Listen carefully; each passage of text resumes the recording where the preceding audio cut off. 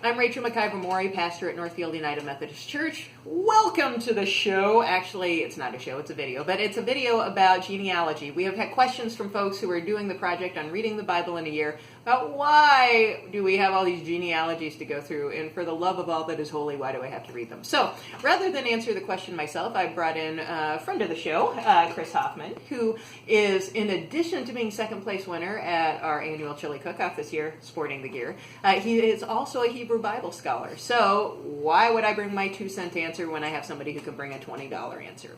So, Chris, thank you very much for your time and helping us out with this today. So, you and I both know that scholars aren't of one mind on how every single genealogy functions in the Bible. And in fact, many of them serve multiple and nuanced functions that you and I probably don't even have access to because, we don't live in biblical times. But we do know that there's some buckets of meaning that we've been able to sort of tease out over the years. So I wonder if you could speak to that. Sure. Among many other buckets, some of the important ones, I think, we could start with the creation of identity for ancient Israel. You have to remember that in antiquity, Israel was vastly different from our own time. There weren't the same means for passing on cultural ideas that there are today. So it was a tribalistic and patriarchal society. So your place in the world was determined by who your family was and what larger tribal structure that fit into. So when you look at the genealogies in Genesis, it's a way for people to see themselves in the larger narrative of creation, going back to the primeval Genesis stories, all the way to whatever their given time is, as well as a description of an somewhat idealized tribal structure that lets people understand their history and tells Israel in some way who it is, right? So would an analogy be then, for those of us who are in the United States and born in the United States, many of us have immigrant narratives. In fact, most of us do, where we have an ancestor who came over from Germany, from Sweden, from India, from wherever, and then we tell the story of them and then their children moving to Spokane, and then from Spokane they moved to Denver, and from Denver they moved to Minneapolis. And so there's this story we tell going back to that ancestor who came over. It's sort of our story in that way. Does it function that same way? In some ways, absolutely. Yeah, this is a way for the readers or listeners to place themselves in history, to tell them where they came from. But also, it's this national narrative or constructive narrative that it's like if you took that, my dad was from here and his mom was from there, and then melted it with the story of George Washington and chopping down the apple tree and Paul Revere and the creation of what this nation is, and you put those things together, and that's kind of closer to what the genealogies would have been for people. That's fantastic. So another bucket that we talked about of meaning, of why these things come together, is to tell a story of how things got to be the way they are and how God's justice work. And I wonder if you can speak to that. Yeah, you can really see this in the genealogies in Chronicles.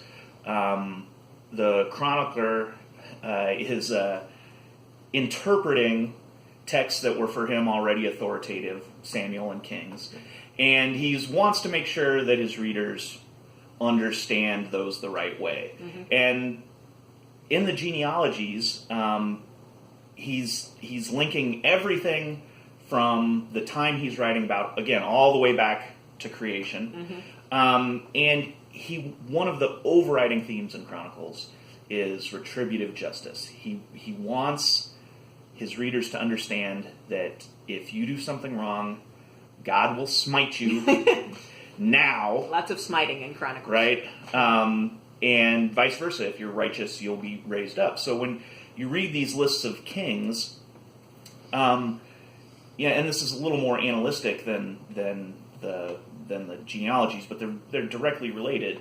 You see so and so was wicked in the eyes of the Lord, and he died in some terrible way. Always, the chronicler is trying to tweak his history because he's reading this history elsewhere, right?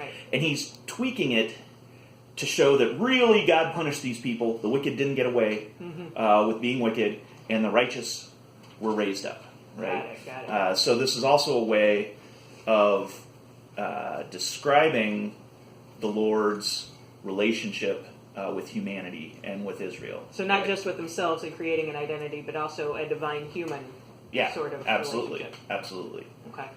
So talk to me then about, so when we get to the New Testament, we find genealogy there too. So what did it mean in the New Testament for those writers? Right. There's not nearly as many genealogies in the New Testament, but probably, arguably the most important is in the first chapter of Matthew. And this is where we see the genealogy of Jesus. And Matthew is very keen to put Jesus in the line directly of the kings of Israel, going back to David, and through David, going all the way back to Abraham. Right? And he sets it up so that there's 14 generations from Abraham, 14 generations, 14 generations. I think there's like 4 sets of 14. So that Jesus is the pinnacle of this, right? You can see this as an ascension. Right? Yeah, exactly. From Abraham, who's the first person to make a covenant. The important covenant, right? There's the Noahide covenant, whatever, right? But this is where he promised to make a nation, right? And then you get up to David, and David is the king. His line is going to endure forever. But then there's the exile, and there's no more kings. What happens, right? This is a promise from God. And then we're going up again, right, until we reach Jesus, who is the promised Davidic Messiah, right? He is mathematically, he's lovely, right? And then on top of that, his line goes back through David, and he's going to take Israel out of exile and restore her to her former glory. Yeah. And we'll do another session on what numbers mean, because there's a lot of interesting ways that numbers function in Scripture. We'll do another session on that. Well, Chris, thank you. I think this does help give a better framework for where these things come from and why they do what they do. So if you have any more questions, please do just submit them on our group page, or you can submit them to me by email, and we'll try to answer every question that comes in. Maybe not well. Definitely not as well as what Chris can answer these. But we'll do our best. Thanks. Happy reading.